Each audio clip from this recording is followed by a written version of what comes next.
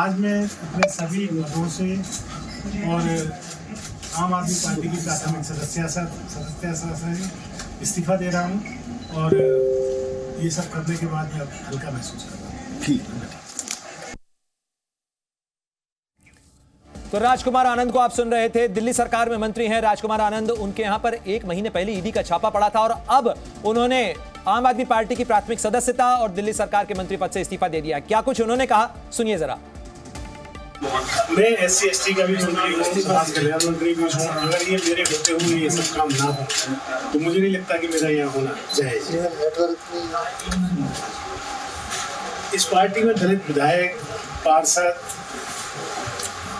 और मंत्री का कोई सम्मान नहीं है। इनके अग्रणी जो नेता हैं उनमें कोई भी दलित नहीं है, कोई भी संगठन में दलित नहीं है। जो ऊंचे संगठन है, किसी राज्य का प्रभारी दलित नहीं है। ऐसे हालात में सब अपने आप को, सभी दलित प्रतिनिधि अपने आप को ठगा हुआ महसूस करते हैं। तो दिल्ली सरकार में मंत्री राजकुमार आनंद को आप सुन रहे थे। सीधे सीधे उन्होंने आरोप लगाए हैं आम आदमी पार्टी के प्रबंधन के ऊपर और कहा है कि इसमें दलितों का कोई सम्मान नहीं है क्योंकि दलितों को कोई ऊंचा ओहदा नहीं दिया जाता है। तो बड़े आरोप लगाते हुए राजकुमार आनंद ने पद से इस्तीफा दिया है। क्या कुछ उन्होंने कहा है, सुनवाया हमने आपको।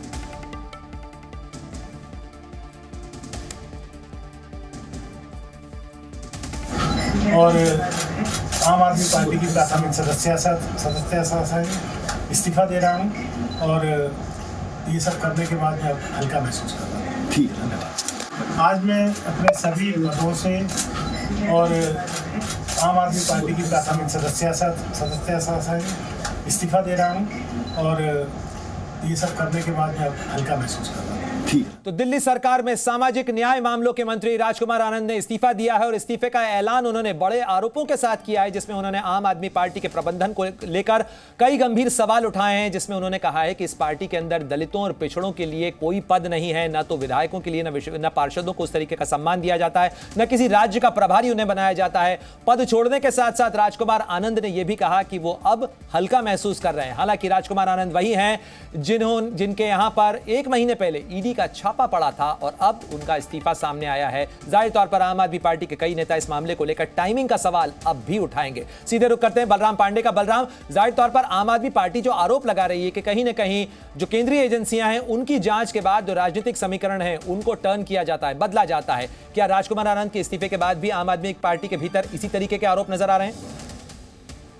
देखिए, आम आदमी पार्टी बार बार ये आरोप लगाती रही है कि उसके विधायकों को, उसके मंत्रियों को, उसके पार्षदों को तोड़ने की कोशिश की जा रही है। लेकिन आज जिस तरीके से पार्टी पर गंभीर आरोप लगाते हुए राजकुमार आनंद ने अपने सभी पदों से इस्तीफा दिया है, उसको लेकर के अब आम आदमी पार्टी की क्या प्रतिक्रिया होगी ये देखने वाली बात होगी। लेकिन राजकुमार आनंद ने स्पष्ट कहा है कि पार्टी के अंदर जो विधायक हैं, जो सांसद हैं, जो पार्षद हैं या जो मंत्री हैं, उनकी इज्जत नहीं है, उनको तवज्जो नहीं दी जाती है, उन्हें कोई प्रभार नहीं दिया जाता है, सिर्फ उनसे काम लिया जाता है। तो काफी गंभीर आरोप उन्होंने लगाए हैं। लेकिन जिस तरीके से उन्होंने पार्टी के सभी पदों से इस्तीफा दिया, जिस तरीके से उन्होंने मंत्री पद, बिल्कुल बलराम पांडे, बड़े और गंभीर आरोपों के साथ दिल्ली सरकार के मंत्री राजकुमार आनंद ने अपने इस्तीफे का ऐलान किया है और साथ ही आम आदमी पार्टी की प्राथमिक सदस्यता भी छोड़ दी है। यानी पार्टी और सरकार दोनों के पदों से अपना इस्तीफा उन्होंने भेज दिया है संदीप पाठक को, जो कि संगठन